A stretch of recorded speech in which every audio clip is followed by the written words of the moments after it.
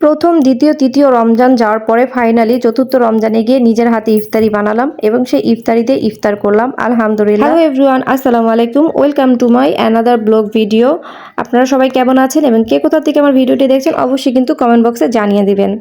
তো আজকের ভিডিওটি আমি শুরু করছি দুপুর থেকে। আমি কিন্তু দুপুরে রান্না করতে চলে আসলাম। আজকে হচ্ছে চতুর্থ রমজান চলতেছিল, এটা হচ্ছে চতুর্থ রমজানের ভিডিও। তো আমি ভাবছি যে আজকে আমি নিজের হাতে ইফতার বানাবো, তাই আমি ভাবলাম যে আগে থাকতে আমি রান্নাটা কমপ্লিট করে ফেলি, যেহেতু বিকালে ইফতারের ঝামেলা আছে। তো আমি এখানে হচ্ছে রূপচাঁদা মাছ রান্না করতে নিয়েছি। তো মাছটা রান্না করার আগে আমি মাছটাকে হালকা একটু ফ্রাই করে নিয়েছি, আর আমি আরেক চুলায় কিন্তু মশলা কষাতে দিয়ে দিয়েছি। এরপর আমার মশলাটা কষানো হলে আমি মশলার মধ্যে সেই ফ্রাই করা মাছটা দিয়ে দিব এবং মাছটা দিয়ে হালকা একটু নেড়েচেড়ে দিব মশলার সাথে, যাতে মাছের মধ্যে খুব সুন্দরভাবে মশলাটা ঢুকতে পারে। তো আমার কিন্তু মশলার সাথে মাছটা কষানো শেষ হয়ে গেছে। এখন আমি এটার মধ্যে সামান্য একটু পানি দিয়ে দিব। আমি বেশি পানি দিব না, 1 কাপের মতন পানি দিচ্ছি, কারণ হচ্ছে আমি কিন্তু এটাকে ঝোল রাখবো না, একেবারে মাখা মাখা করে ফেলবো। আর আমি কিন্তু আরেক চুলাতে ভাজি বসাই দিছি। তো আজকের রান্না কিন্তু আমার এটাই থাকবে, রূপচাঁদা মাছ ভুনা এবং ভাজিটা হচ্ছে এটা ফুলকপি, সিম, আলু দিয়ে আমি ভাজি করেছি। আমি আগে ফুলকপি, আলু, সিম একসাথে ভাপ দিয়ে নিয়ে তারপরে আমি হচ্ছে এটা পেঁয়াজের মধ্যে বাগার দিয়ে নেড়ে চেড়ে নিলাম। এভাবেই আমি ভাজিটা করি, এভাবে ভাজিটা করলে কিন্তু ভালো লাগে। আর সেহরির টাইমে যদি একটু ভাজি ভুজি হয়, ভুনা তরকারি হয়, তাহলে কিন্তু ভাতটা একটু খাওয়া যায় বা খেতে ভালো লাগে। তো আমার রান্নাবান্না শেষে আমি আমার বাকি কাজকর্ম সব কিছু শেষ করে আমি চলে আসলাম ইফতার বানাতে। আমি যখন ইফতার বানাতে চলে আসলাম তখন কিন্তু অলমোস্ট 4:30 বেজে গেছিলো।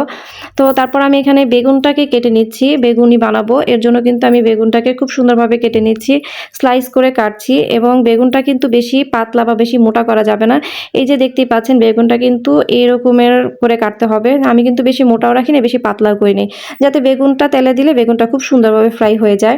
এরপর আমি হচ্ছে আজকে আলুর চপ বানাবো। আলুর চপ বানানোর জন্য আমি 2টা আলু সেদ্ধ করে নিয়েছি, এখন আমি আলুটাকে ভর্তা করে নিব। তো এর জন্য আমি 2টা শুকনা মরিচ এবং কিছু পেঁয়াজ ব্রেস্তা নিয়ে একসাথে মেখে নিলাম। তারপরেই তো আমি এখন আলুর চপের শেপ দিয়ে দিলাম। তো মোটামুটি অনেক টাইমে হয়ে গেছিলো, আমার তো টেনশন হচ্ছিল যে আমি ইফতারের আগে কি সব কিছু কমপ্লিট করতে পারবো কি না।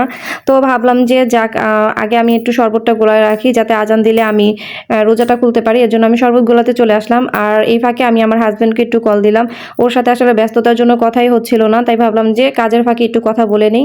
তাই আমি শরবতটা বানাচ্ছিলাম আর ওকে একটু কল দিয়ে ওর সাথে কথা বলে নিলাম। এরপর আমি চলে গেলাম ইফতার বানানোর জন্য। তো ইফতার বানাতে গিয়ে দেখলাম যে রান্নাঘরে অয়েলটা নাই, অয়েলটা শেষ হয়ে গেছে। তারপর আমি আবার অয়েলটা নিয়ে আসলাম, অয়েল নিয়ে এসে এখন আমি চলে গেলাম ইফতার বানানোর জন্য। তো আমি এখানে একটা কড়াই বসিয়ে দিলাম। এখন আমি কড়াইতে এখন তেলটা গরম হতে থাকুক, কারণ গরম না হলে তো আর ভাজা যাবে না।